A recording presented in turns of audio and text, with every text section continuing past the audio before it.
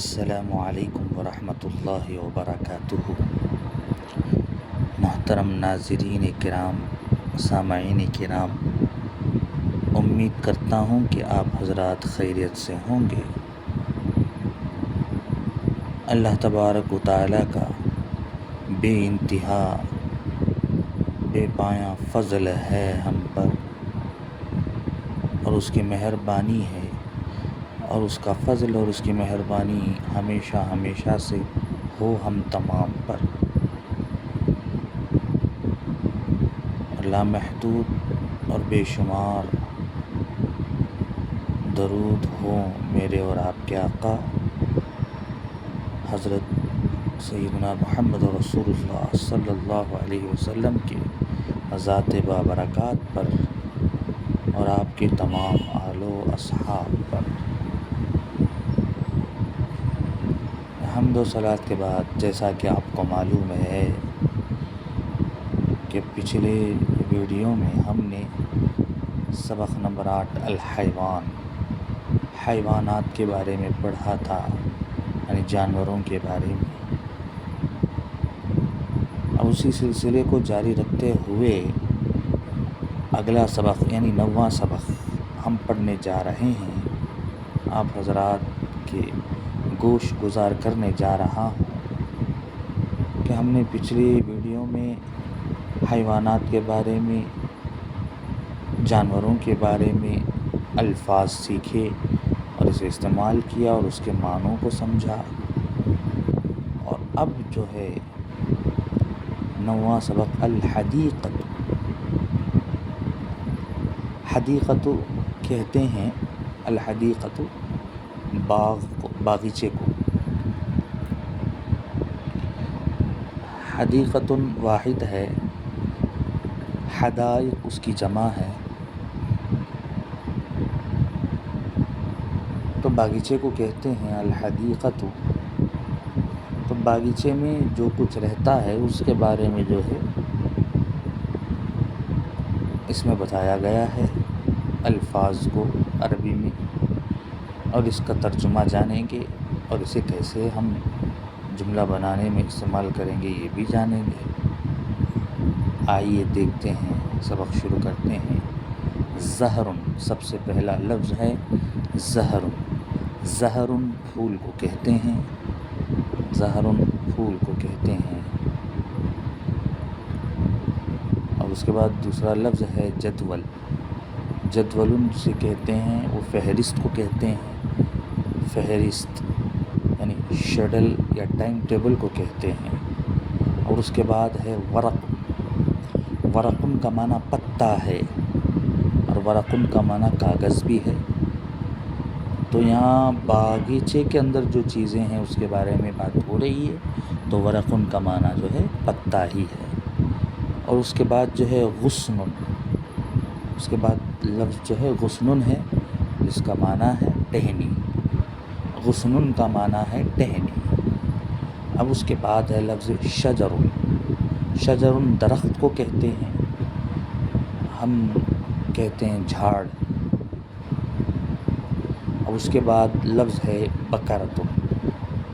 لفظ ہے اس کے بعد بقرۃ، جسے چرخہ کہتے ہیں، جسے ہم چرخہ کہتے ہیں۔ جیسے بوڑی کے اندر ڈول ڈال کر پانی نکالنے کے لیے ہم جسے استعمال کرتے ہیں اسے چرخہ کہا جاتا ہے۔ اب اس کے بعد ہے بذر۔ لفظ ہے بذر، جس کا معنی ہے بیج۔ بذر کا معنی ہے بیج۔ بذر، اس نے بویا بیج کو۔ اب اس کے بعد ہے لفظ شوکۃ۔ لفظ ہے اس کے بعد شوکۃ۔ شوکۃ کا معنی کانٹا ہے، شوکۃ کا معنی کانٹا ہے۔ اب اس کے بعد ہے حناء۔ لفظ حناء، جس کا معنی ہے مہندی۔ حناء کا معنی ہے مہندی، جسے ہم تہواروں میں لگاتے ہیں، عیدین میں لگاتے ہیں عورتیں۔ اور اس کے بعد ہے یاسمین۔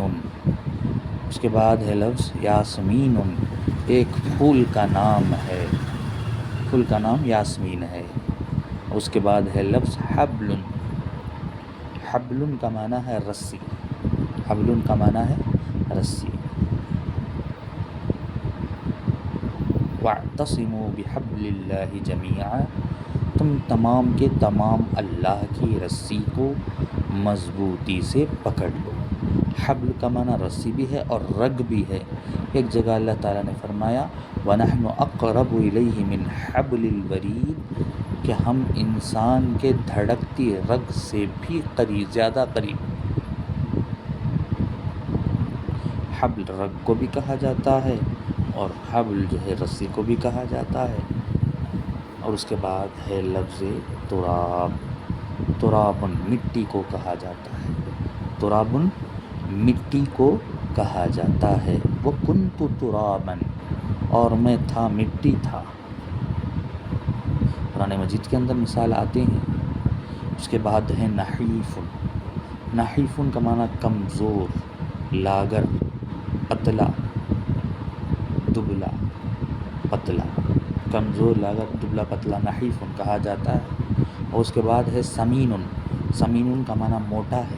سمینن کا معنی موٹا ہے. قصیرن کا معنی پست قد ہے، گڈا ہے، پست قد ہے. اور طویل کا معنی لمبا ہے، اونچا ہے، طویل ہے. قلیل کا معنی چھوٹا ہے، تھوڑا ہے، تھوڑا ہے. قلیل کا معنی تھوڑا ہے. کثیر کا معنی زیادہ ہے. کثیر کا معنی زیادہ ہے. صغیر کا معنی چھوٹا ہے. صغیر کا معنی چھوٹا ہے. کبیر کا معنی بڑا ہے. کبیر کا معنی بڑا ہے. واقف کا معنی کھڑا ہے. واقف جسے کہتے ہیں اس کا معنی ہے کھڑا ہے. اور جالسن جسے کہتے ہیں بیٹھا ہے. جالسن بیٹھا ہے.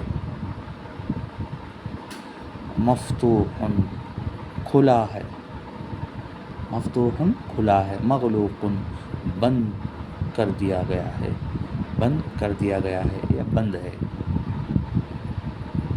تو ہم نے ان الفاظ کو پڑھا ہے اب، اور اس کے ترجمے کو بھی سمجھا ہے، اور اس کی مثالیں جو قرآن مجید میں دی گئی وہ بھی سنا ہے.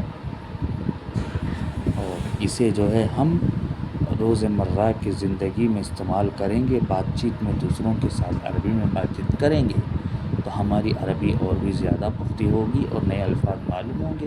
اور آگے یہ الفاظ جو ہے آپ کی مدد کریں گی مزید عربی جاننے میں، سیکھنے میں، بتانے میں.